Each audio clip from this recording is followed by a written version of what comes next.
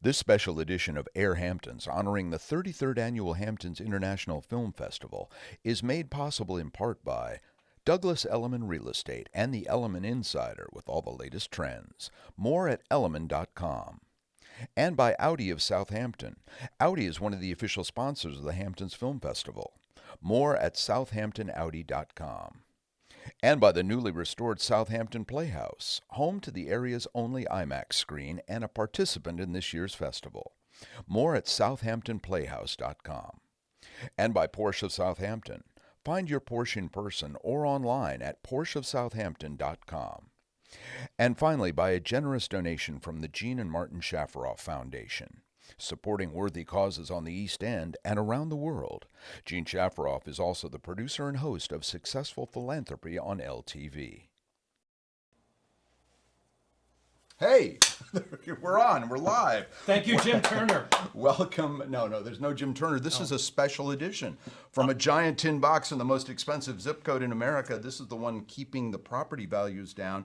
You're a part of AirHamptons with Bill McCuddy and Patrick McLaughlin. This is a special edition, and it's all about the 33rd Annual Hamptons International Film Festival, where we're going to go behind the scenes with festival artistic director David Nugent and the new kid on the block, Eric Cohn from the Southampton Playhouse is going to be here. Yeah, they've signed on. I'm really happy about that. We're going to talk to him about that later. But Nugent in a moment is going to tell us about this is his other child. He has a 33-year-old middle-aged child. And this is the thing that occupies most of his year. We're going to ask him how many movies he sees, because I don't know how you do it. My brain would turn to Jell-O. Actually, my brain is already Jell-O, but that's beside the point. My personal best was 5 movies in one day, not at a festival. And the last movie I saw was Michael Clayton, and I didn't like it. I thought it was like a Law and Order episode. And I realized after the fact it was brilliant, and I should have not seen it as the 5th in a row that day. But that wasn't at the festival. What I like about this time of year is this festival is sort of critically positioned. And it's at the perfect time of year in terms of the Hampton season as well. Well, and yeah, because it's gorgeous out here. Please don't tell anyone. And Neil Rosen says it's a great cheat sheet for the Oscars, which it really is. Well, we're going to ask David about that, but he has a really good track record for bringing Oscar-winning movies to the film festival. Cherry-picking some of the other great film festivals, but also bringing out, look at how many, we've got 12 world premieres. 20 U.S. premieres, 21 East Coast premieres, and 27 New York premieres. That's pretty amazing. We're going to try and resurrect the career of Sydney Sweeney. Oh, God. Do you watch that HBO show? Do you watch Euphoria? I don't. I love that show. She's great on that show, but she's had a couple of real misfires in the last couple of, like this year. But she's in the press everywhere. So she's a name, and she's well known, and people are, she's topical, and she wears good jeans. She has good jeans. She reminds me of Mina Savari. Do you remember Mina Savari from American Beauty? That was like a huge everywhere, hit. yes. And then she couldn't make that happen. And I think Sydney Sweeney is going to make something happen. And I think that maybe we'll see it. We'll ask David whether that film is going to launch a career. Also, Elizabeth Olsen is going to join us. Well, not join us, but join the festival. Damn, I'm all upset about that. That's the only reason I agreed to do this show. Did you see the movie that sort of put her on the map, which was... Was that Tiny Furniture? Martha, Marcy, Magnolia, May Marlene in 2011. That was at the Hampton Film Festival. Yeah. It was a revelation, and she was amazing in it. She's made some big, Avenger kind of stuff and Captain America stuff, but she's not the talented Olsen, but she's the Olsen that is taken more seriously than the... Well, the other ones are very talented and worth a lot more money than probably most actors in Hollywood. Yes, they are. They own everything. What's the name of their clothing line? It's worth some $1 billion. I don't know, but front row. Not front row. The row. The row. Thank God. Hey, Nugent's here and he's correcting us, which we desperately need. We'll get to him in a second, but I want to talk to him about Bernard Telsey. They're doing something the Oscars are doing. They've decided to give an award to a casting director. Oh, that's a cool idea, actually. Do you know Bonnie Timmerman from the city? So she's New York based. There's a doc coming out about her. She's cast everything, but this guy has also been involved in some of the biggest movies and some little ones like Rachel Getting Married. Did you ever see the Demi film? They filmed that in Hampton Bays, as a matter of fact, didn't they? Is that true? Yeah, I'm pretty sure that was with Demi Moore and what's her name? Rosemary DeWitt. No, what's her name? Well, Rosemary DeWitt. The one from Les Miserables. Oh God. Anne Hathaway. Anne Hathaway. Why don't we just talk to David? Hey, Because I'm like losing it. He's correcting the show. He's like AI we've got sitting across from us. Please say hello to the artistic director of the 33rd and many before that, Hamptons International Film Festival, David Nugent. David, welcome to... we can't believe this is a show either, but it's happening. He's going to correct you on the 33rd thing. I can sense it. Really? No. I am the chief creative officer, not the artistic director. But Okay. You got 33rd right. So you guys are batting about 250. And I was going to say 31, but And Anne damn, Hathaway was definitely And Anne in Hathaway was in Rachel Getting Married. Yeah. See, I'm not totally off, right? No. How is it it's taken so long for the Academy, and then I'll blame you too, to recognize casting directors? So they've been the unsung, it was writers forever, and then writers sort of made names for themselves and got listed in credits and actually talked about. And now we're talking about casting directors, which I think is long overdue. And stunt people. There's going to be 2 new Oscars, stunts and casting. I don't know why it took so long. I mean, these are big institutions that take a while to make changes, and I think until you get a better understanding of what a casting director does, maybe it doesn't seem as obvious. But I think now there's a more nuanced understanding of what a casting director does, and so I'm happy that the Academy's going to do that, and we're excited to honor Bernie Telsey this year. Yeah, he's working on. Do you know about the new version of Kiss of the Spider Woman? Yes, I do, with J-Lo and who else is So it? it's a young actor who's our UBS breakthrough performer. His name is Tona Tua, which is one word, and he gives this incredible performance. He's in it with Diego Luna, with J-Lo. It's directed by Bill Condon, who's going to come to the festival along with Tona Tua, along with Bernie Telsey. So we have a lot of people coming out for that film. It's going to be a big screening. I'm super excited about it. Tough ticket to get, I would imagine. Yeah, sure, but there's always chances to get them. So they're all easily available in many ways, but also you can always rush. So films that you don't get a ticket to, we were just going over box office stuff in a meeting earlier today, and we sold rush tickets to probably 98% of the tickets at the festival. So that's a good thing. Meaning they bought a rush and got in to see the film. So we sell, we estimate how many badge holders will show up. You can buy a badge, which gets you sort of all access, and let's say we estimate 100 badge holders will show up and only 70 show up, then we sell 30 tickets at the door 15 minutes before. So I guess what I'm saying is there's almost 99% of the films last year, you could buy a ticket if you showed up sort of without a ticket on the day of. God, you do everything at the festival. Wow. Oh my God. He tears the tickets. Yeah. I've seen you pass the popcorn. I've seen you pass the ballots out and collect them at the door if you're there. I've done a lot, but I have a big staff that does a lot with us as well. So yeah. Go ahead. No, well, I was just going to say the casting achievement is one of the changes. What else is new this year? What else is new? Well, we're expanding back to Southampton for the Southampton Playhouse. Yeah, so Eric's going to be on a little later in the show. They've done amazing work there at the Southampton Is anything? Playhouse. I guess we should ask him, but is anything going to be IMAX coming to the festival? We're not using their IMAX screen right now. I mean, a lot of the films that we have don't tend to be in IMAX. Right. But we're using 2 of their other screens, and they're absolutely beautiful. We did a special screening of this movie called Splitsville, which is actually in theaters now. With I can't wait. I haven't seen that yet. Good. About a month ago. I mean, what they've done with that theater is just incredible. It used to be Regal gorgeous. Cinema. It's gorgeous. We used to exhibit films there. During COVID, it closed, and this team bought it and spiffed it up. And I mean, Maria and Eric, Maria's the ED and Eric's the artistic director, they're the best in the biz. So they've been doing amazing programming, and we're super psyched to be back there this year. So you're going to be in Southampton. Will you be in Sag Harbor as well? So we'll be at Sag Harbor Cinema the first weekend, East Hampton Middle School the first weekend, the UA Cinema for all 11 days in East Hampton, and then the second weekend will be at Guildhall, which we absolutely love as well. I have not been in the new Guildhall yet. Oh my gosh. Really? I know. So This guy does not get out. I know, really. He saw Superman this year. It's the only movie. I know. We're going to have to do You're something canceled. about that. You're canceled. Yeah. Guildhall is extraordinary. So we'll be back there, and we'll be at the Southampton Playhouse. So we're going to kick off there on Thursday night of the second weekend. But I thought maybe when Guildhall came back, you wouldn't need the East Hampton Middle School, but you have that many films that you need to fill all those venues. Well, so we started using East Hampton Middle School, yes, when Guildhall was undergoing renovations out of necessity, because it was sort of our big premier place. And, there's a lot to like about it. First of all, it's the biggest theater that we use. It's 430 seats. Guildhall is about 295. Right. Yeah, I The don't know. biggest one in Southampton's about 156, and the biggest at the UA is 255, and biggest at Sag Harbor is 236. So it's almost 200 seats bigger. So, and it's just a fun place to see. You can pack a lot of people in there. 20 minutes to Wapner, man. It's a good place for Q&As too, because It's it has a raised stage Yeah, like Guildhall, exactly but like right. otherwise it's Yeah, but like some of the UA doesn't have a raised stage, so Right. it's Oh, nice to that's true. have that at the middle school. Well, at the film festival, you got a really great track record for bringing in films that eventually win the Oscar. So you were telling me before we went on the air, you had like a 10-year explain to me exactly what you just said to me. So I started this job in 2007, and then in 2008 was our first year we've ever had that we screened a film that eventually went on to win Best Picture, and that was Slumdog Millionaire, which we were the Remember. first screening on the East Coast. You know, a small film that I think it didn't even sell out completely, and people weren't really aware of what it was, and then they saw it and they loved it. So that was saw it at the film 2008. festival. Oh, good. Yeah. And then from 2010 to 2020, we're the only film festival in the world that exhibited the film that would go on to win Best Picture. So that I think that may have started with the King's Speech.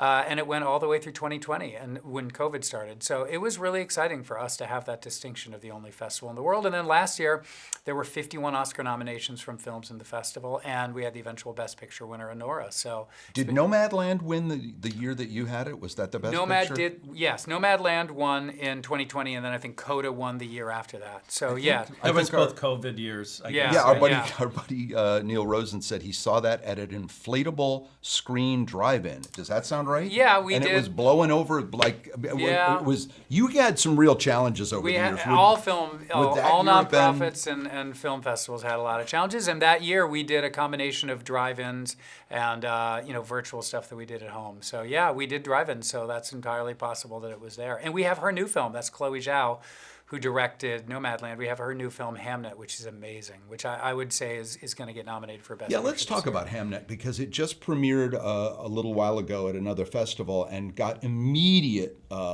buzz about it being an Oscar kind of a movie. You know, I thought Conclave was an Oscar kind of a movie, and it got beat last year. It was an Oscar kind of a movie, Right. though. You know, it won some Oscars. It got nominated for a lot of Oscars. So But Hamnet just seems like, and explain the title because a lot of people don't understand. So Hamnet was the name of William Shakespeare's son, who ended up dying very young, and he ended up writing Hamlet. They were sort of interchangeable, Hamnet and Hamlet, as I understand of the language back then. So he ended up writing Hamlet, which was inspired about what he had gone through with the death of his son.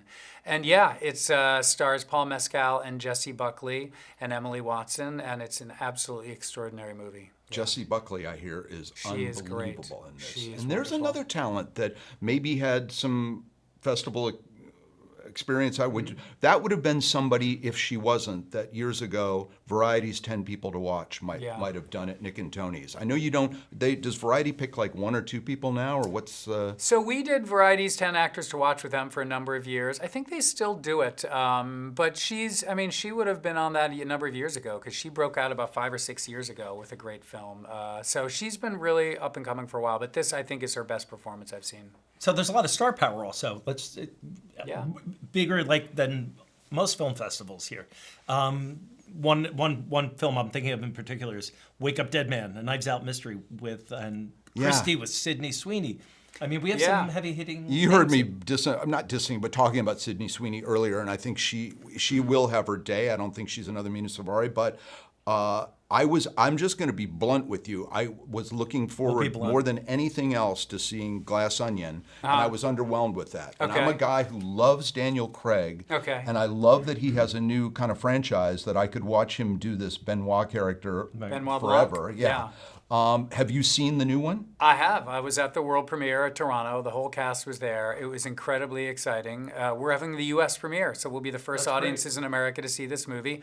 I liked Glass Onion. We played that one as well. We actually played the first one as well, Knives Out, in 2019, I think. I loved I that. loved Which was Knives kind Out, of flew under the radar for a while and then became a big hit. So much of a hit that they gave Ryan Johnson, I think, $425 million. Is it Ryan or Rain? Ryan. Ryan. So they gave him all this money to go make knows. these When I movies. get it wrong, he gets because it Ryan right. came in 2008 with his film The Brothers Bloom to our film festival. I way remember early, that. His Oh, follow-up wow. to Brick. So I thought The Onion was a little overstuffed. Okay. There was a lot going on. I think you're going to and like this one. This He- is pared down a little more. He compared it a little bit more to being Edgar Allan Poe influenced in a little bit. Oh. And it's really smart and really funny. And Josh O'Connor, who's been to our festival before, is sort of the lead. He plays a priest in it. It's really good. So I think you're going to like it. And then for Sydney Sweeney's film Christie, which we also have the U.S. premiere of, this film, she plays Christie, this true story of a boxer, who really kind of put female boxing on the map, and she does such a good job. I have not seen her in a lot. I saw her in White Lotus, and I thought she was great in that. And I saw this movie, and she absolutely blew me away. You're not a Euphoria guy. You hadn't seen her work in that. I haven't seen it. So I'm not alone there. Okay. She put some weight on for this too, right? I understand. Yep, yeah, that's true. But I mean, the performance she gives in this movie is incredible, and we're so psyched she's going to come to the festival, and I'm looking forward to doing the Q&A with her. What's another one you're looking forward to? Jodie Foster is coming with a screening of A Private Life, Vie Privée. It's a French film that was in Cannes earlier this year, which really dazzled audiences at One Cannes. of my favorite French actors. And she's fluent. Oh, yeah. She's fluent. She is fluent in French, yeah. I think this is her first full-on French role that she does, but it's with Daniel Auteuil and Mathieu Almeric, like some of the biggest actors in all of France. And it's sort of she plays a therapist who one of her patients takes their own life, and she starts to investigate why, because she wouldn't have thought this patient would have done so. So she starts to investigate the causes that may have led to this, and it's really smart and fun. Audiences are going to love it. It's a French Dateline. It's a French Dateline. So she's coming for a midweek screening of it. Jodie. Jodie Foster, yeah. Wow, that's incredible. She didn't come out for Naiad, and she's coming out for Well, this. that was during the actors' strike, so nobody came out for Naiad. For actors, that is. That was during the actors' strike. So she's going to come out for this for our midweek screening of it. I'm super psyched to sit down with her. And it looks like we'll probably have Daniel Radcliffe and Jonathan Groff coming when we close out with Merrily We Roll Along, which I think is going to be great. Have you seen that? I know you. How many, I said at the top of the show, how many movies do you estimate you watch in a year? I don't, in the triple digits, let's just leave it there. I don't really know. I mean, it's a lot, but I'm one person on a team that does this together. So we all have our sort of virtual piles of films that we watch, and then we all go to film festivals as well. So my colleagues and I were in Sundance together, we were in Cannes together, and then I go to Toronto and South by Southwest as well. We all go to Tribeca when we can. We go to a lot of movies. But, it's also, I think some people have this idea that it's just sort of like picking, I want that one, and that one. But it's a lot more than just watching the movies. It's a lot of discussions, negotiations. Well, and it's a big chessboard for the people who are trying to get a distributor and trying to get a studio interested and blah, blah, blah, blah. So they think carefully. But I'm just guessing they like coming to the Hamptons Film Festival. I think they like it because we have very influential and passionate audiences and very smart audiences and very engaged audiences. And, in the time I've been doing this, you just get such a wide range of people, from sort of everyday people who like movies to, Howard Stern and Calvin Klein coming to movies, and just like a really wide range of people and a lot of influential people. Can we go back to Merrily We Roll Along? Sure. Is this a filming of the play, or is it an actual film? It's a filming of the play, with a couple of different cameras over a couple of different performances stitched together. I didn't get to see that play. It was very expensive, and I think very difficult to get tickets to. Very much like hard Hamilton. to get tickets. So this is a chance to really see what it's like and to be a part of it. So I'm really excited. That's our closing night film. Wow. What's the opening night film? Opening night film is Eternity with Elizabeth Olsen, who's going to come out, and that's great. It's so fun. It just also world premiered at the Toronto Film Festival. A lot of these movies I sort of saw by myself or in an empty theater in the Hamptons while considering films, and then they finally opened up in the last few weeks and are exposed to audiences, and it's been so fun to see how well they're received. I mean, Wake Up Dead Man's a good example. I mean, it just blew the roof off that place. I saw it with 2,300 people, and it was just so fun to see it. What's that about? Wake Up Dead Man. Oh, Wake Up Dead Man is the Knives Out one. Oh, sorry. Yeah, okay. But so what's the Elizabeth Olsen film about? She plays a woman. At the very beginning of the movie, she and her husband are in a car crash and die, and they go to the afterlife. And when they get to the afterlife, they have to decide what they want to do with the afterlife. Do you want to go to a beach? Do you want to go whatever?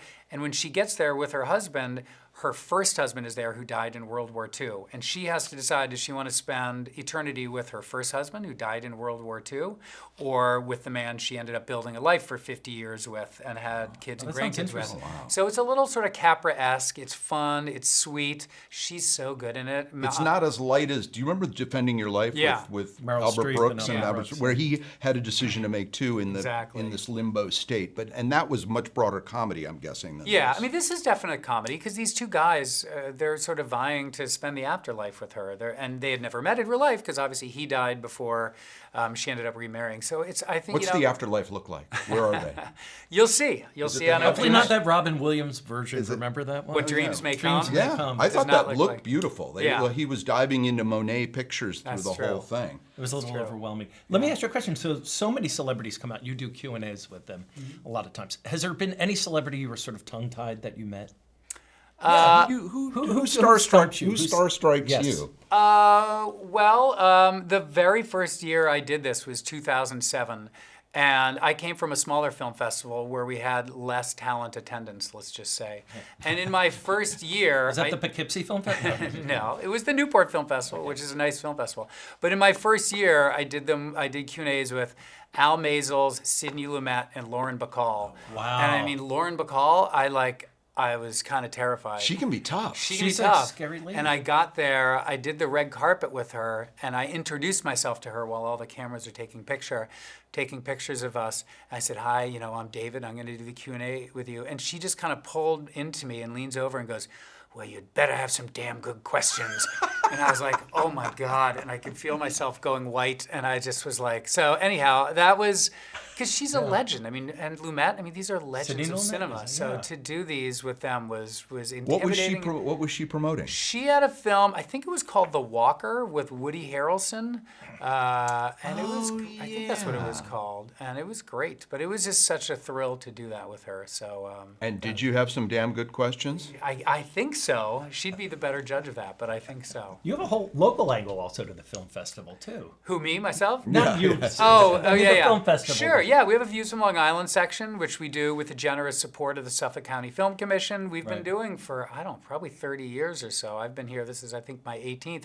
But we have 4 films in that section, 4 world premieres, including a film that was shot out here called On the End with Tim Blake Nelson, which I think is going to be great. But Love him. we love our local films. So we have some really good His local Western, films. which escaped me for a moment, was my #1 movie 2 Oh, years really? ago. Oh, yeah. He was, I can't give He's the great ending in away, that. but he turns out to be somebody very famous. Yeah. If I had legs, I'd kick you. That was actually, it's not in our Views from Long Island section. The funny thing is it was actually shot out here as Yeah, well. that's what I was going to point out. Rose Byrne, and this blows my mind because I didn't think he would ever do any acting. Conan O'Brien is a psychiatrist. He is, Conan O'Brien does acting in the most humorless role imaginable. Well, that's which the is thing. what's Every pretty comic funny wants to about be a it. dramatic actor. Yeah. Every But it's dramatic not actor even just wants- like a dramatic actor. Like, he plays a real jerk. good. Like, it's not just like he's, like Robin Williams in Good Will Hunting. a shrink with It's bad not- advice. Yeah, no, it's, yeah. I mean, you should come out and see this movie. This is one of the wildest movies I've seen all year. Really? Oh, yeah. Is Like, he good? Will he get more roles, Conan O'Brien? Yeah, he's good. He is good. I love Rose Byrne. Oh, Rose Byrne is extraordinary in this movie, and if the Academy, knows what's up, they'll nominate her.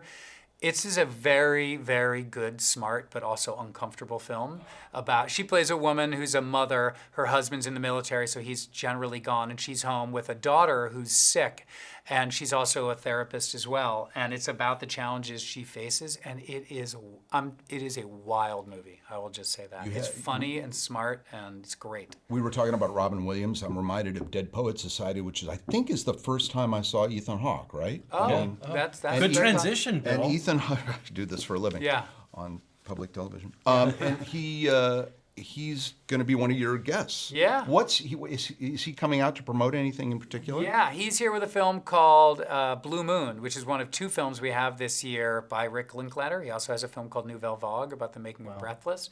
But this one is called Blue Moon, and it's about Lorenz Hart, who was the songwriting partner right before Oscar Hammerstein sort of replaced him. And it all takes place in one night in Sardi's on the opening night of the play Oklahoma, the musical. Oh, that and it's sounds with great. Margaret Qualley, Bobby Cannavale, Andrew Scott. It's so good. what It's was- such a New York movie. What was the other movie you said Linklater did? Oh, Nouvelle Vague, which is a film that was in Cannes been earlier around a this little year. It was about- right? It's about the making of the French New Wave film Breathless. Breathless, Right. yeah. Yeah, that's great too. But Ethan Hawke is so great, and I think he's someone Not the who's- Richard Gere version, the Yes, original not the French the original French version. Exactly. And I think Ethan Hawke's been sort of underappreciated, and I'm hoping this is his year. He's directed a little. He's been. He had a movie at Toronto Film Festival now. I think a documentary about Merle Haggard, if I'm not mistaken. And nobody knows how tall he is until you meet him in person. Well, the funny thing you say about that is in this movie, Lorenz Hart was like 5'2", and so he plays Lorenz Hart as a short, bald man. So when you see this movie, knees? Margaret Qualley's a foot taller than him.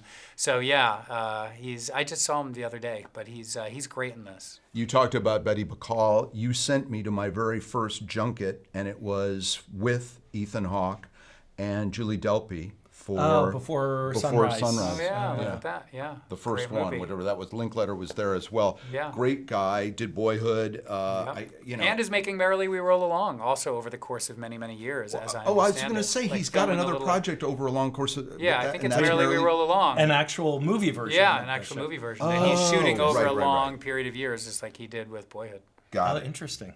After the Hunt, I'm looking forward to seeing with Julia Roberts because I hear it's a hot button movie and Yeah, for you've sure. seen it. That's on your list. or Yeah, you would it's recommend great. that By people- Luca Guadagnino. We've had a number of his films before. We had Call Me By Your Name years ago when we had Timothy Chalamet come out to the festival years ago, which was really fun.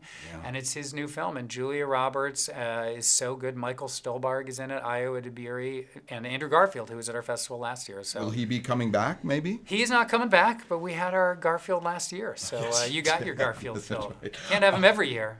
There's also a Jessica Chastain movie that looks really interesting to me called Dreams. Yeah. That's also been at a couple places already and hasn't gotten picked up yet. Well, it has. It's Greenwich Entertainment. Okay. It premiered at the Berlin Film Festival in February.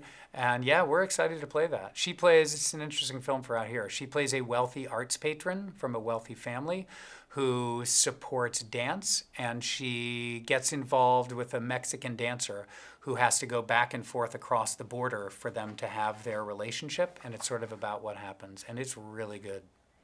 Will you see a movie today? Will you go back to I your will office watch a and movie watch- today. I won't do it in the office, but I will watch a movie today. Because what happens is my colleagues and I, we program this festival together in a very collaborative way, and we all kind of take the lead on different films. So maybe I've seen After the Hunt, but she hasn't, and she's seen this movie and I haven't. So then we go back at this time of year, once it's all essentially locked, and we go back and catch up on what we haven't seen, because then we have to prepare for all the moderating we do, the Q&As and everything. Do you make a point of seeing these in a theater as opposed to getting a screener? I mean, if I can, it's always better to see them. And a lot of the big films, like a lot of the ones we've already talked about, they sort of book the theater, usually in the UA in East Hampton, and I watch them over the summer. Or I watch them at film festivals. I went to Sundance and Cannes and South by Southwest and Toronto. But some of them I just have to watch at home. It's just Do the you way it get is. 15 minutes into something and push eject? I don't push eject because it's not 2006, but sometimes Do you know what he's referring to in the documentary? Did you mean from the documentary voting? The Academy would go to a room and they would start a documentary, and if somebody held their hand up, they stopped it and put the next one on. They don't do that anymore. no. Oh, I thought you were just saying it was about they would send screeners out and. Yeah. No, they literally could stop the showing of something if they didn't think it was Interesting. good So enough. if the system works and I'm watching a movie, it's probably pretty good, or there's a very specific reason that I'm watching it. So it's very rare that I don't watch a film all the way through. I mean, I will also just say for the record, the programming team and our colleagues, we watch every film all the way through. It's just that by the time it gets to myself or one of our other colleagues, it's already been seen by other folks. But I almost never turn off a film. And even, again, that's a film that would have already been seen by a colleague. So we have thousands of submissions, and they all get seen. One last question, and let's jump in too. Have you ever been really wrong? Did you think something was great and it wasn't, or something that you were like, I don't know about this, and it was turned into a huge success? Yeah, I mean, definitely. There are times that happens every year. Off the top of my head, if I had some time to think about that more, I definitely could have come up with a Did better. you love Whiplash when you saw that? I liked Whiplash initially? a lot, and we Yeah. screened that. Yeah, I know. And I it love went that over film. really well. But I mean, Slumdog Millionaire is a good example. I like that movie. We saw that movie. We're like, wow, this is great. But it's not all in English. It didn't have name actors. I wouldn't have told you that it was going to win Best Picture if you had asked. So. So yeah, I mean, it depends on how you define, success and stuff. I mean, Academy is one way of viewing success. I mean, even a film like Bad Shabbos, this film we had last year, it sold really well with us. It's so fun. It's crossed over $1 million at the box office now for a small indie. It's hard to tell what. I mean, even in box office. Big speaking last year, Conjuring last week was the biggest horror opening of all time. Crazy. Nobody could have guessed that. So it's like it's interesting to see what will land and what won't land. Well, so go ahead. We appreciate you coming by. Artistic director of the Hamptons International It may Film have said Festival. that. It may have said that. Don't but call. yes. I'm happy to be called whatever you guys want to call. And then the night after this is all over on the 14th of October, you go to sleep for like a week. I try to sleep, but we have a week of wrap up that we have to do before everyone departs from town. So it's a pretty busy week. But after that week, then there's a I party go at to David's sleep. house. Then there's a party at your house. One of the big sponsors this year is a whiskey, Red Bullet. Red Breast. Red Breast. Are Breast. those going to be in our go bags? Not yours, but they'll be in two of them will be in mine because I'm grabbing yours. Now you have me coming. You'll enjoy this next segment because I had a chance to talk to the woman who did the Magic Hour. Oh, good. Yeah, That's great, Christy. And that has a little bit of a Hamptons history to it. Yeah, that's what I hear. So here's Bill with Jackie Christie and the Magic Hour. Let's take a look. Jackie, what I like about your film is that people, especially at a festival, sitting there and watching it, could think, "That's me." Explain the plot, and then we'll talk a little bit about the Hamptons Film Festival. Thank you so much. That's what I want people to think, is they see themselves up there and say, "That's my life. How did you know?" That's what I'm hoping. So I'm glad that you said that. In a nutshell, this story is loosely inspired by true events because I decided in my 40s to reclaim a long lost dream and go to film school. So I went to the NYU grad film program and I had a blast, and I decided to write a story about it. I fictionalized everything, but the thing that I want people to take away is not so much me and film school, but that we all have these kind of long lost dreams that kind of tug at us and that they won't let us go. And so I feel like this story is about the process of reclaiming that and kind of facing all the demons that kind of hold us back and kind of working through them as opposed to letting them hold us back from the things that we most cherish. Well, congratulations. I feel like we're watching your graduate thesis. And tell me a little bit about why the Hamptons Festival in particular is important to any filmmaker. Yeah, I mean, I have loved the Hamptons Film Festival for so long. It is a huge privilege and honor to show there. They're literally showing films from all around the world, the best ones from Cannes, the award winners. So it's an opportunity to see in the beautiful Hamptons, near New York, the best of the best from across the globe. And so I feel like that's why I've always loved the Hamptons, is they have a curatorial eye on film that's unlike any other.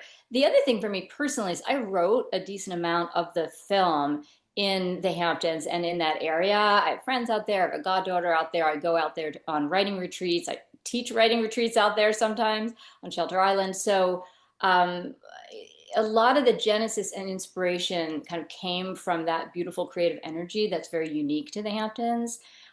Separately, I also think the audiences at the Hamptons might relate to pivoting in life and reclaiming some creative energy that might have been abandoned a while ago. I'm hoping, anyway, the audience will resonate with that idea. Well, those who can't do teach, but it sounds like you can do both. And we're going to see it on the screen in the Magic Hour. Jackie Christie is our guest. And hey, break a leg at the festival. Thank you so much. Thanks for having me.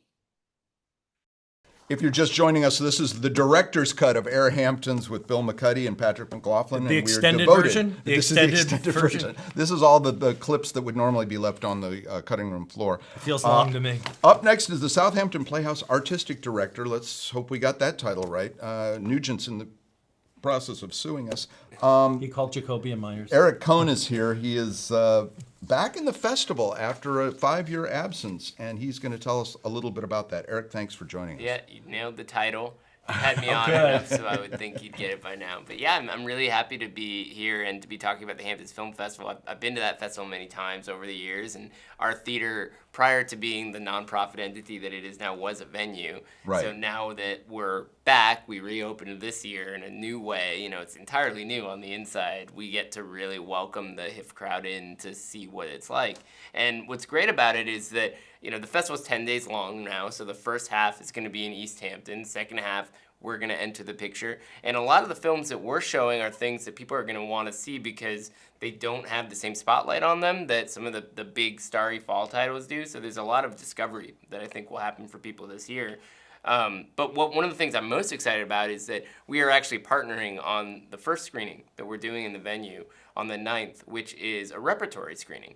And it's a silent film. It's Nosferatu from 1924. There's new stuff in East Hampton, and you're opening with a 1922 film. But it is a screening of the 1924 film that will only happen in that room because we have a live score from a band called the Invincible Czars. They're on tour, and that's the reason why we're doing this. I really wanted to make this work. It lined up with their dates, and David was accommodating, so I'm very happy we could do that. I've been wanting to do something with silent film and live music for a while, and a lot of times when you see a silent film, you have an orchestra playing film music from that era. In this case, the Invincible Czars, they write really contemporary stuff. It's a little heavy metal and rock, and they make the movie feel modern all over again, and it's very interactive too. They get the crowd to scream at certain moments and stuff like that. Wow. So what I love about that is it creates this sort of dialogue between the past and present of movie going, which is what our theater is all about. So I think it's a really fun way to open up our relationship with a bang. This is like, if you take supposedly The Dark Side of the Moon, Pink Floyd, and start it when the Wizard of Oz, when the lion roars, it's supposed to sync up exactly. This is not that. If you had Pink Floyd in front of you, sure. So to be clear, this was a very famous 1922 or 24 silent film that was remade or updated. It's been remade a couple of times. Year. Werner Herzog remade it, and then last year Robert Eggers remade it, and we weren't open yet when that version opened, so we didn't get a chance to bring that in. But it's one of the great German Expressionism movies, F.W. Murnau. And this band that's going to play live is touring around and doing that with this particular... Yep. It's an Austin-based band. They do this for a number of different silent films. They did one for Phantom of the Opera, which is celebrating its 100th anniversary this year as well. Wow. So we could pick and choose which one made the most sense. I got most excited about this one because I think Nosferatu is kind of having a moment, and it's a really wild movie visually. I think it's going to look amazing on the big screen, and there's just something about that nature of being in the room where it's happening there. Is this a restored print you're using, or? It's a digital version of the movie, which is an important part of it. I mean, obviously showing things on 35 millimeter would be really exciting, and we did our first 35 millimeter screening over the summer, and it was very successful. We'll do more of that, but we want to make sure that that's a very technical process, and we wanted to make sure that this went as smoothly as possible because we have that band. Yeah, you have a live band there. That's enough to worry about in terms of technically. But they're great. The music's super, distinctive, and I think anybody who comes is going to have a good time because there's just nothing else like it. So to get tickets for this, they do it through the Hamptons Film Festival? Through the Hamptons Film Festival. Or can they go to Southampton Playhouse's You can find the information on our website, but you can buy it through the festival, and it's also integrated into our programming in the sense that we're planning a whole bunch of stuff around horror movies for October because of Halloween. We really want to grow and engage that horror fandom in the area, and this is how we're kicking it off is with a classic horror movie. But you'll see we're doing an event for Psycho later in the month. We're doing something really special with Scream. So there's a lot of fun stuff that's cooking around that kind of horror sensibility getting into our theater, and this is the first step towards that. So again, we're really grateful for HIFF because they're allowing us to take that first step with them. That's great. So David was talking about how they go around to the other festivals, and you're with IndieWire in your background. You're like a festival, like you've been to how many total? How many times have you been to Sundance? How many times Sundance? This would be my 20th time, I think, in January. Okay. It's crazy, right? I was like 10 years old. No, but I have met people who have been there as children and grown up going to it. I mean, the thing is about these environments is when you're there, it almost becomes like this cult-like thing where like you see so many movies, you get such a deeper understanding of what the options are that's out there, and you can't imagine the year in movies without it. I've always said if people think it's a bad year for movies, they just haven't seen enough. Because you go to a festival and you see dozens and dozens of things, like some are great, some are not so great, but some come out of nowhere, and you're like, okay, now I'm part of the club, like I'm gonna leave and talk up this stuff. And actually a lot of the stuff, I was pleasantly surprised to find a lot of stuff playing in our venue during HIFF is that kind of stuff. It's discoveries, it's things that played at festivals like Cannes that aren't star-driven necessarily. And so they don't necessarily on paper stand out, but when you go, if you take that step and you trust us when we say this is worth your time, you'll come out of it and you'll be part of that club. No, too. that's cooler because you can't go to these days to anybody's cocktail party without hearing, what are you watching? Yeah. What's Well, on? that's true. What are you That's seeing on Amazon? What do you Yep. do? You have BritBox? It's You one of gotta my get favorite BritBox. things to do, and I find that a lot of talent in the industry, they don't have time to watch things. I talk to a lot of actors, and actors are, they're always on the campaign trail, and I'm like, well, what else are you watching? And they're like, oh, I haven't had time, and I'm like, give me a pen, I'll write down 5 movies for you That's to great. watch. So other than HIFF, what other film festival is your favorite other than Hamptons? Well, I would say the Cannes Film Festival is #1 for me. because Location or content? Well, the location is great. You're on the French Riviera, but if you're going to be on the French Riviera, there's a lot of other places you can go to. It's not the most Cannes not the exciting most town. beautiful town No, either. it's all having right, been and they there. have some nice Plus, yachts you're in a and theater stuff. all day. Yeah, and you're in the theater, which is good because it's really hot outside.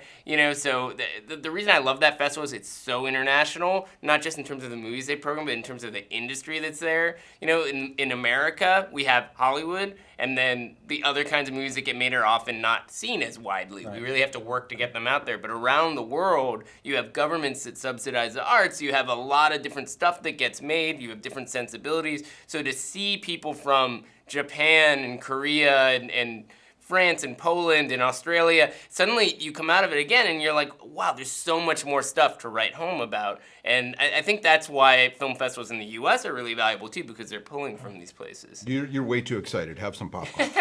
Listen, be honest. Here we are 33 years later. Yeah. David's not in the room anymore. Like, in the beginning, when you would go to other festivals, what would you hear about the Hamptons Film Festival, and how do you think it's grown over these years to become as important as it is now? Yeah, no, I think what's happened is that the fall season corridor has become much more important for the film industry in general because of the awards season. So what started to happen was that because Venice, which is the oldest film festival in the world, is in the fall, and the Oscars tend to be in the first quarter of the following year. You had a lot of movies that were launching in places like that, and in Toronto, which overlaps with those dates, and then the Telluride Film Festival, which is the kind of VIP festival in Colorado over Labor Day weekend. So all this stuff started happening where I think a lot of studios were like, okay, we really need to target those festivals to launch our movies.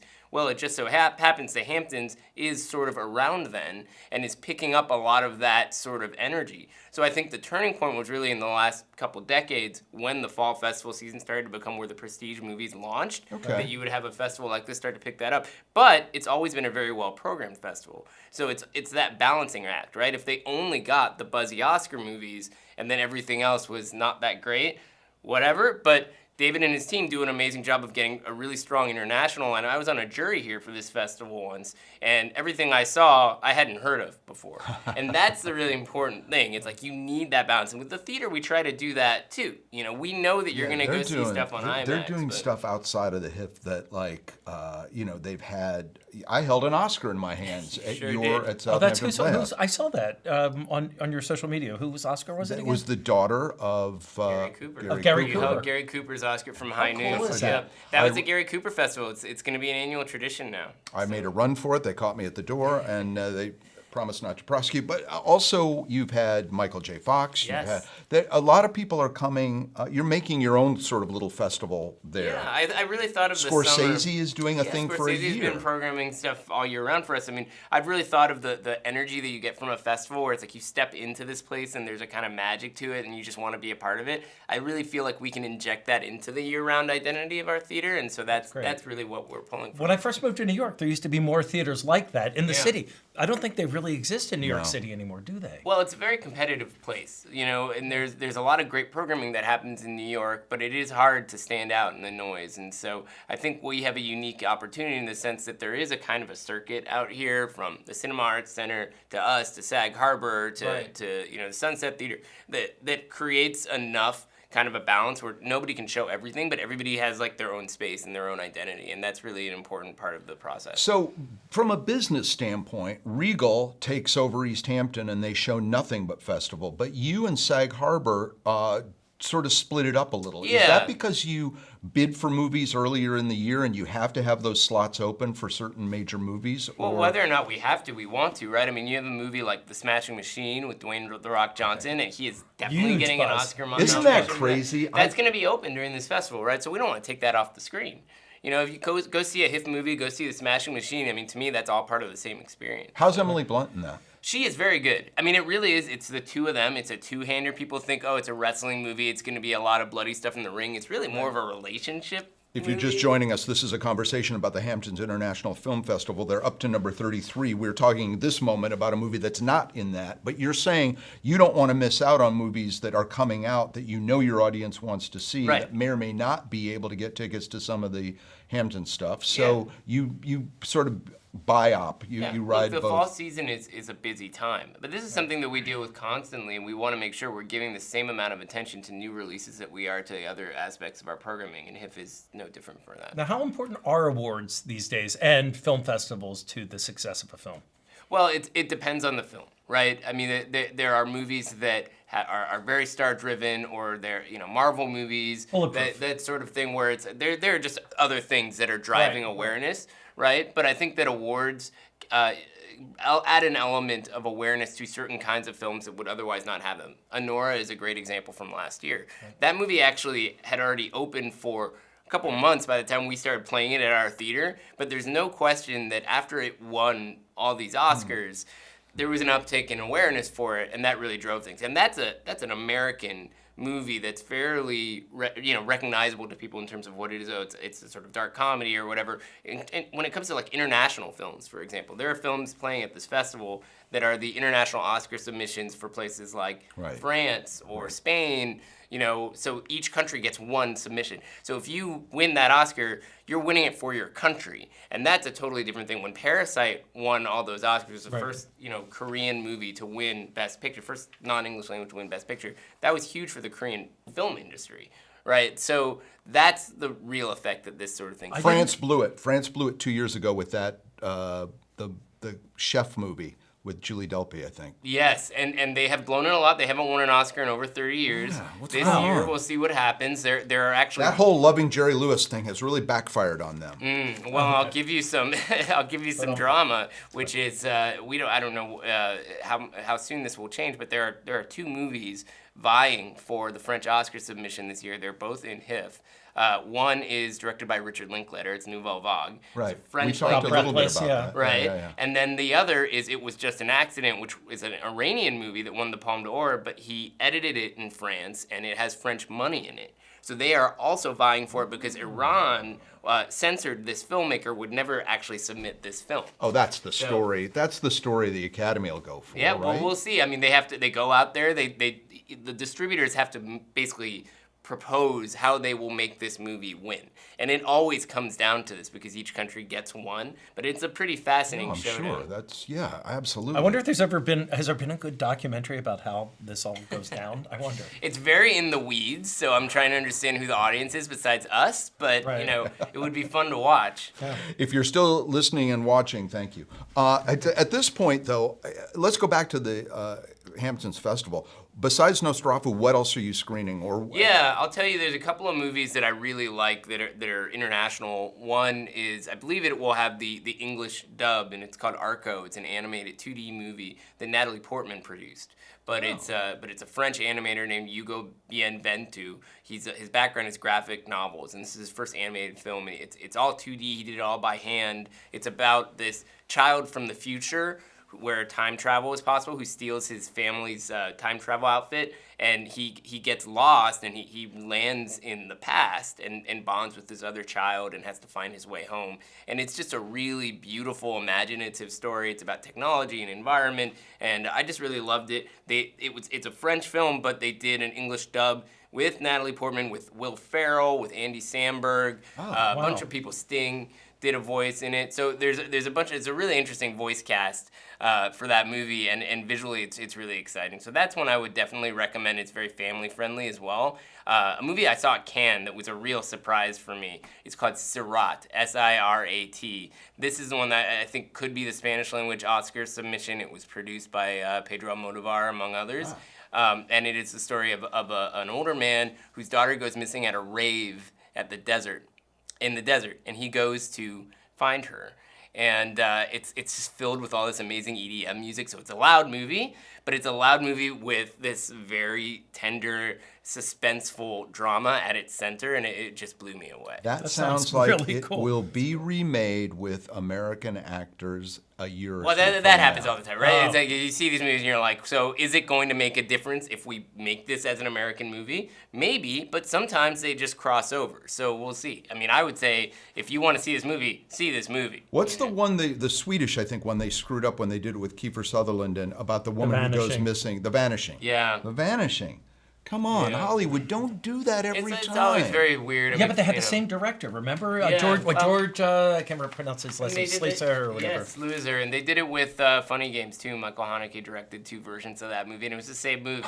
You know, but in some ways, I think it's like for the filmmaker, sort of like, well, if anybody's going to do it, it may as well just be me. But stick with the language. Has Almodovar ever done an English-speaking? He just did. Film? He had Ah. a movie this past year called The Room Next Door, which Right. actually played at HIFF right. with Julianne Moore and Oh, I Tilda hide my Swinton. head in shame. Yeah, no shame, no shame. I mean, honestly, it wasn't. It didn't stand out as much as I think as some of his Yeah, other it films. had but mixed buzz. yeah, I quite liked it. I thought the performances were really strong, but that is a filmmaker who is so comfortable in his natural environment, and this was a risk. My understanding is his new film that he just finished shooting is back in Spain, so you know he's happy where he is. What does Penelope Cruz play in that one? Pardon me. I don't Oh, know. she I'm in sure it? she'll Oh, be. she's in all lurking. his movies, yeah. She's always Along lurking. with Hey, Antonio Banderas. just to one fine point, you were talking about remakes, and when you do Psycho next month, you're not going to do the Gus The Van Gus Sant Van Sant colored one? Oh, No. God. Jeez, no. But that is going to be a fun event. The Psycho screening that we're doing, it's an event with Larry Maslin at WLAW. He has a new book called Hitchcock Tales, which is all cool. cocktails based on Hitchcock movies. So we're going to have a couple cocktails from that book. And I then like we're gonna it. screen it. It's going to be a good You had time. me a cocktail. Yeah, it's going to be a Psycho drinking event. Oh, that sounds fun. That's most of What- my drinking events. In addition to Psycho, do you have any others that you've lined Yeah, up for we're going to that? do Scream. There's a new book called Your Favorite Scary Movie that's about the history of the production of Scream and the birth of that franchise and how it kind of reintroduced horror to a new generation. So I have Carrie Woods, who produced that movie, is going to come out. Oh, cool. And the author of the book, Ashley Cullens, who's a reporter for The Ankler. So that should be a really fun event, too. Are there any more commercial movies coming out in the next few months coming to the Playhouse that you're looking forward to seeing? I mean, there's always more commercial movies, but the movie that I'm most excited to see... Like a and new it was- Avengers movie? Or... I mean, there's always new stuff like that, Yeah. you know, on the horizon. But again, we're entering a different season, and there is an action movie coming out that is not your typical action movie very soon, and it's called One Battle After Another. It's a new Paul Thomas Anderson Ah, movie with lots of Leonardo good buzz. DiCaprio. The buzz is through the roof. Yeah. And that's on our IMAX. And that so- trailer looked really odd to me. I was supposed to see it a couple weeks ago in the city and couldn't get in. And that trailer put me off slightly, but I could be wrong. I'll tell you another movie that I've seen the trailer for. Well, actually, let me bring this up. Have you seen or do you know anything about Song Song Blue? I haven't seen it. I mean, I've heard about it. So let's tell performances people, look Hugh Jackman and Goldie Hawn's daughter. good. Yeah. Kate Hudson. yeah. Yeah. Is this and- about Neil Diamond? Yes, Oh, it's about a no. couple. Sorry, it's I'm about a rustling my couple, a papers. real couple that is a cover band Yeah. for Neil Diamond. Yeah. And it sounds on paper like it would be horrible, but I'm hearing great things about it, and they've just decided to open it on Christmas Day. Yeah. Which is a big sort of Oscar. Yeah. And Dangle. with that, the Bruce Springsteen movie that's coming out, it's going to be a good season for music biopics. Biopics, You know? Yeah. Had you Chalamet last year, the best movie of the year, in my opinion, when he played Bob Dylan. And that's another example of something I thought was going to hit the wall and explode and be terrible. And I thought he was masterful. Well, you have to think when you go there, other people are going there too, and with their assumptions, right? So it's like, well, how do you make this work? That's the creative process, and you have to trust in people like James Mangold, who's a pretty experienced filmmaker, that he's going to figure out that problem. So I have a little stand-up in my background, and as far as a filmmaker that I trust, Bradley Cooper is, I think, got a really, really solid record. He's got a new movie coming called Is This Thing On? Right. Which is loosely based on a real guy. Will Arnett plays him, but it was, I think, an Irish guy originally that just hopped up on stage one night in New York and started talking about his divorce. And it didn't seem like it was comedy, but he somehow crafted it into something that was both cathartic and also very funny. That real guy's name escapes me for the moment. Yeah. But have you heard anything about Is This Thing On? Well, I like that it's playing these fall festivals. I think that's a good sign. I also find Bradley Cooper to be a very interesting filmmaker. I mean, the fact that he went from Star is Born to biopic, it's like it was very interesting to see that trajectory. You know, the Bernstein movie wasn't for everyone, but it had a lot going on. Oh, I love that movie. And I it was just thought that audacious. was so Maestro. I thought that Yeah. was so underrated and so dumped on by people. And I thought that movie was really about Carey Mulligan and really about her Right. character. And Yeah, so we'll see with this one. I think also Will Arnett is a very undervalued actor. He's very, very good. Hampton's in it. local. Yeah, though it's always a good hook, but also in Alexander Batman, Kane's movie, Lego Batman. Lego Batman is awesome, but in Nebraska, he showed a lot of potential. Oh, yeah, yeah, yeah. So the actors like that. It's like their potential's been hiding in plain sight, and then someone finally is like, you know what, you're a leading man. So this feels like that might be that moment. just a couple of moments left. We want to thank you for being a part of this also. David, if there was a bloody coup at the festival and you could run the festival instead of David next year, what are It's the funny, kind of things... you said David, and I think you meant Eric, but you were No, thinking I like, said if I was David, if you could, yeah. and If I you could do take it, David in what a would bar I- fight and you could Yeah. start doing the film festival.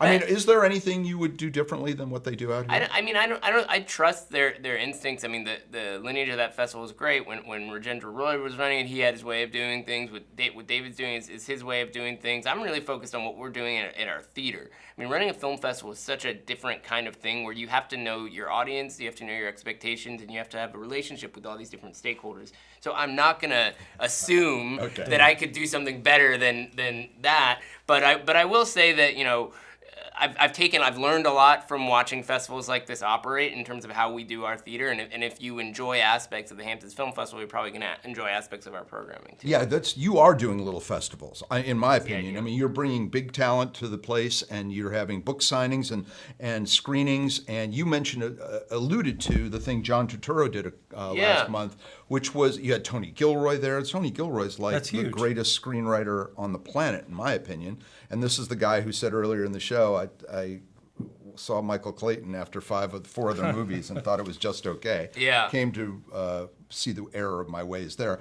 But you're doing a lot of festival-like stuff at the regular Southampton Playhouse. Yeah, and we're trying to do things that feel unique to our environment. I mean, I mentioned the Nosferatu opportunity before, but even when we have guests, you know, like with Michael J. Fox, I said, I don't want to just do a Q&A. I want you to talk about, you know, where you're coming from as an artist, so maybe you can share a clip. And so he shared a clip from Kramer versus Kramer. So we watched Back to the Future, and then we watched a scene from Kramer versus Kramer in our IMAX, probably the first time anyone saw Kramer versus Kramer on IMAX. So I'm always trying to figure out if there are creative ways for us to engage the kind of talent that's willing to come to us, and that's part of the curatorial. What was the scene? Was it the ice cream scene? No, it was the courtroom scene. Where he's Where is it looking written across- where Meryl Streep? Yes, he's Meryl's looking speech. across from her and talking about the nature of divorce essentially, and you know that's who Michael J. Fox really wanted to be as an actor, is somebody like that.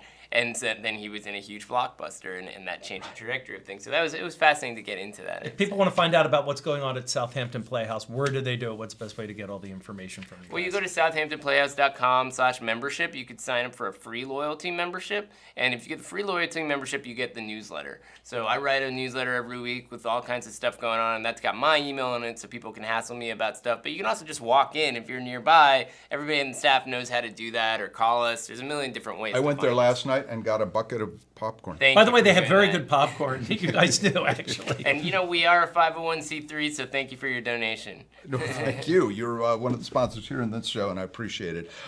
We are thrilled that you could join us, and really thrilled that Southampton Playhouse is back open. So are we. The IMAX thing in this market is a great addition.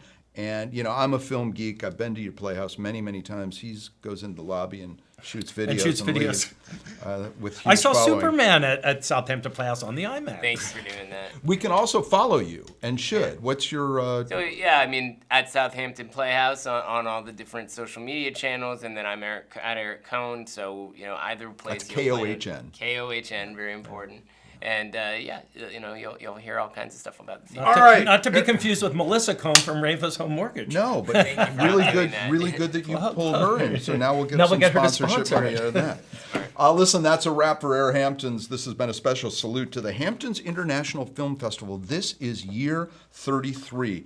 Thanks to Eric and also to David Nugent. And we will see you next month when I have no idea what we'll talk about. Who's going to host with you next month? I have no idea about that either. Oh, my God. It's an open casting call. Send I hope suggestions I did okay. to Eric. Come. That's right. You know where to find me. Thanks for joining you. us. Thanks for having me. A minute. Do your thing. Oh, God, you just want to edit me out of this. I love thing. that slate. Edit you out of this.